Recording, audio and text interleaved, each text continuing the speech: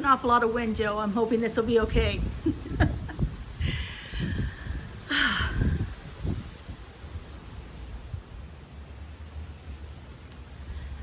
Well, good morning. Welcome to our inaugural episode of Keeping It Real. This is an opportunity we have to take a look at the principles that we talk about on in our Sunday message and actually take them into real, practical, applicable ways in our lives, and actually take this stuff out of theory and bring it into practice and look at how we can change our lives when we do that. Each month this year we are looking at a different life structure, different life quality, and seeing how we can bring that more into our lives, more into our experience, to help us create a more fulfilling life, a more easy way of being in this world. So for the month of January, we're looking at the idea of freedom. And for the first week, I talked about intentional freedom, about actually being purposeful about creating a life that leads to more and greater experience of freedom as we move through our time together here on this earth. And so I asked you to create an intention for yourself for 2023, an intention statement. And I spoke about it being a little bit different than a New Year's resolution, in that it is not so much goal-oriented about a specific thing, but more of a broader, overarching idea of what it is we're wanting to experience in our lives. And so we're going to take some time this morning and see if we can refine that a little bit to help you get a more practical use for this intention, because it's great to set an intention in January, or January 1st of 2023. It's wonderful to set an intention and to write that down, high and mighty ideas that we have that don't do us any good unless we actually put them into use. So one of the things that I did was I said that intention is about how we feel. And so the feeling is a really important part of all of this. The feeling tone in the intention that you're writing can really make a big difference.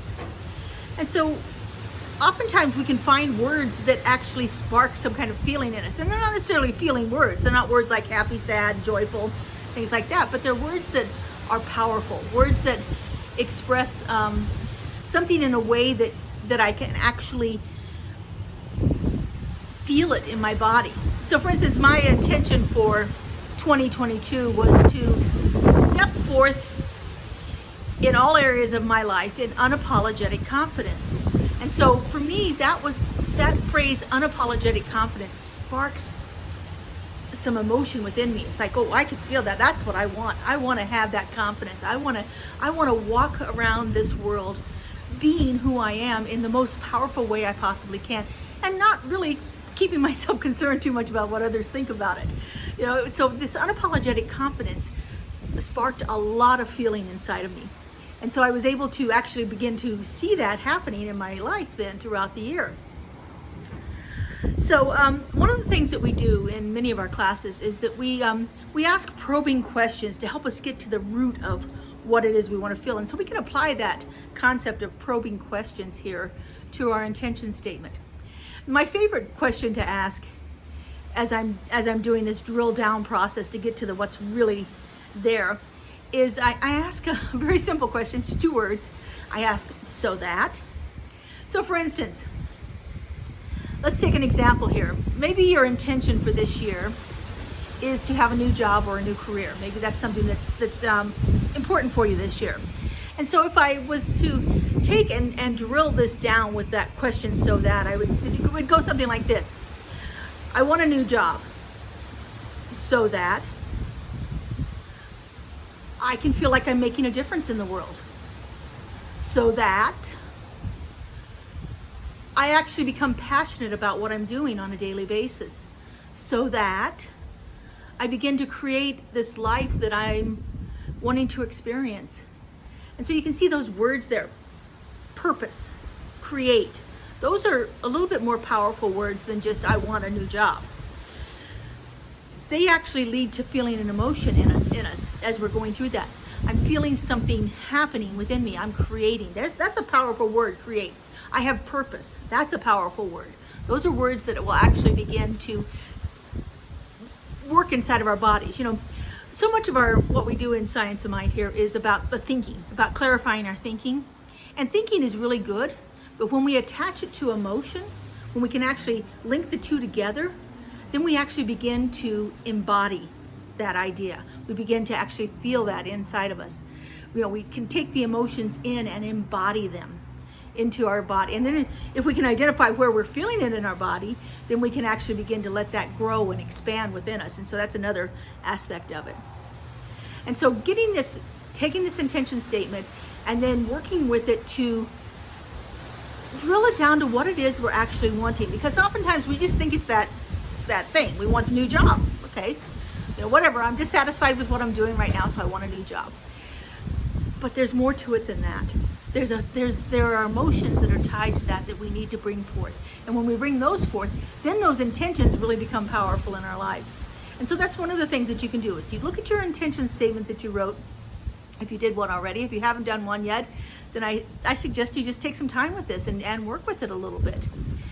There's one other thing that I like to do, and it goes back to that, having powerful words. I like to take my intention statement and I like to drill it down to a single word and have that word be what I call my word of power for the year. So for instance, I said earlier that my intention for last year was to step forth in unapologetic confidence in all areas of my life. And when I was sitting with that and working with that and feeling into that, I thought, what is it going to take for me to do this? And the word that came up was courage. And so my word of power for 2022 was courage. And so it was really quite interesting. One thing about having that one word is it's certainly a lot easier to remember than a whole big long intention statement is. And it's something I can keep fresh before me more frequently. And the funny thing is about it, what we put our intention on, we see more often. And so I began to see the word courage everywhere. And I began to find more and more opportunities where I actually had to be courageous. Well, that's the other thing about setting an intention that we don't always think about. Intentions are about growth. And oftentimes, growth is not comfortable. And so as I moved through my year last year, I found lots of problematic situations in which I could apply courage to them. And so it was interesting to watch it show up. This year, my intention is about finding more balance in all areas of my life. I have a tendency to spend a lot of focus on those things that are really easy for me and the things that I want to do, and ignore those things that, again, are a little bit more problematic. And so for me, it's about finding equal balance in my life. And so my word for the year for 2023 is balance. That's my power word. And I'm excited and anxious about seeing how balance shows up in my life. Like I said, what I put my intention on is going to show up one way or another. And generally it shows up for me to move through it in a different way. So I hope you take some time with this idea of creating an intention in your life that is actually going to begin to become alive in you. And if you can get down to that word of power, that's even more fabulous. Write them down, keep them fresh before you. Intention statements are not affirmations that are repeated every day. That's not what we're doing here. But if we just write it down once and we never think about it again, then it just kind of fades away. It doesn't have any power to it. And so keep it fresh before you. Write it down. I use a journal, like a day planner kind of journal. It's not me journaling like thoughts and feelings in there, but it's my day-to-day activities and so forth.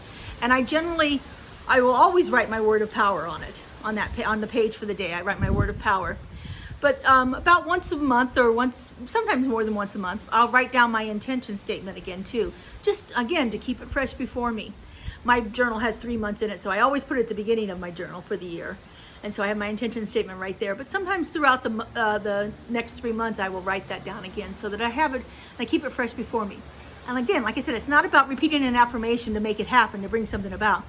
But it is a necessity to keep it fresh before us so that we know what we're working towards for the year. We are here to do amazing things. Each one of us individually is here on this earth. And I know that this is what's moving through us right here and right now. I know it's moving through our community as we build this new community of Center for Spiritual Living Greater Las Vegas. And I know it is moving through you and me personally right now.